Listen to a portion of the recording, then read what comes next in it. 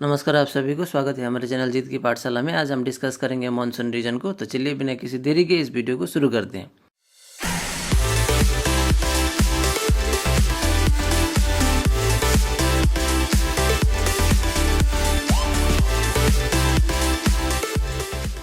The monsoon regions generally lies between 10 degree north to 30 degree north latitudes in the northern hemisphere and 10 degree south to 30 degree south latitude in the southern hemisphere. Monsoon region जो है 10 degree north से लेके 30 degree north latitude in the northern hemisphere और 10 degree से लेके 30 degree south के अंदर स्थित है। In fact the areas influenced by the monsoon wind fall under this region. और मानसून विंड से प्रभावित होने वाले जितने भी एरियाज है वो 10 डिग्री नॉर्थ से लेके 30 degree north latitude in the northern hemisphere और 10 डिग्री से लेके 30 degree south latitude in the southern hemisphere में स्थित है। The main climatic character of the monsoon region is a seasonal change, warm and wet summer season and cold and dry winter season. Monsoon region का जो main या फिर मुख्य climatic character है वो क्या होता है, सीजनल होता है, यानी कि सीजन के अनुसार यहाँ पे चेंज होता है। जैसे कि वार्म एंड वेट होता है समर सीजन, उसी तरह से कोल्ड एंड ड्राई होता है विंटर सीजन। यानी कि समर में बारिश ज़्यादा होगा, गर्मी भी ज़्यादा होगा। उसी तरह से जैसे विंटर सीजन आएगा तो क्या होगा, ठंडी ज़्यादा होगा और आपका जो रेनफॉल है वो बहुत कम होगा। The temperature difference between summer and winter season is 15 degree Celsius. और समर और विंटर का जो सीजन होगा उसमें लगभग 15 डिग्री सेल्सियस का टेम्परेचर डिफरेंस देखने को मिलता है। The average annual rainfall is 200 centimetre. और एवरेज एनुअल रेनफॉल का बात करते हैं मानसून रीजन का तो लगभग 200 सेंटीमीटर है। As the change of season results in variation of rainfall the importance of deciduous vegetation is quite high. तो जैसे कि हम लोग ने पढ़ा कि यहाँ पे मानसून रीजन में सीजनल वेरिएशन रहता है जिसके चलते डेसिडियस वेजिटेशन देखने को मिलता है। यहाँ पे this trees shed their leaves in winter due to shortage of moisture. और मानसून रीजन में पाए जाने वाले जो डेसिडियस टाइप ऑफ वेजिटेशन होते हैं वो विंटर सीजन में अपना जो लीव होता है उसको चेंज करते हैं क्योंकि विंटर सीजन में रेनफॉल कम होता है। The monsoon region extends up to tropical and subtropical latitude.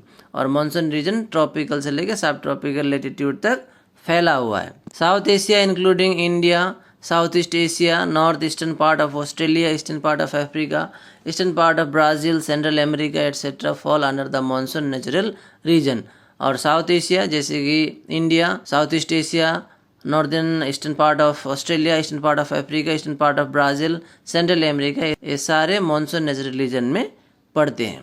Agriculture is the primary economic activity of the people of monsoon region. और मानसून रीजन के ज़्यादातर लोग एग्रीकल्चर के ऊपर निर्भर रहते हैं।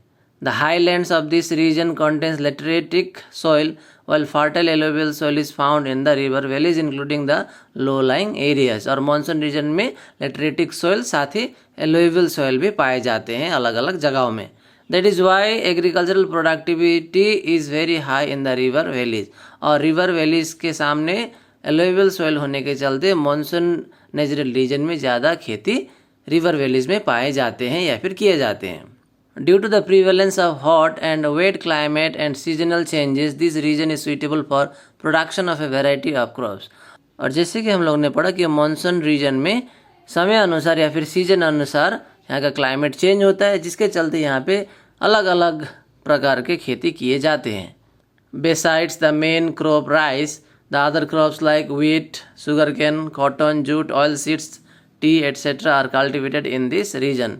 हालांकि राइस ही मानसून रीजन का मुख्य खेती है लेकिन इसके अलावा भी व्हीट यानी कि गेहूँ, sugar cane, cotton, jute, oil seeds etcetera भी यहाँ पे खेती किए जाते हैं। This region is also rich in natural resources. और मानसून रीजन नेचुरल रिसोर्सेज में भी रिच है। Its population density is also very high, about as high as 40% of world's population live in the monsoon reason.